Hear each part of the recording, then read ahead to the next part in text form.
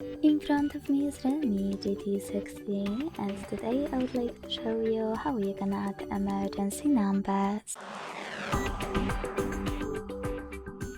Begin by launching settings and scrolling down to access safety and emergency.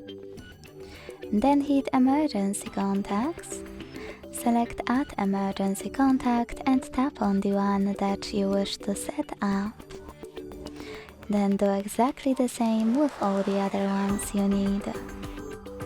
To remove one of them, use this icon next to the one that you wish to get rid of. And last but not least, always make sure that this switcher next to show info when locked is on. Without it, your contacts won't be visible on locked screen. Thanks so much for watching. If you enjoyed this video, don't forget to leave a like, comment and subscribe. Bye!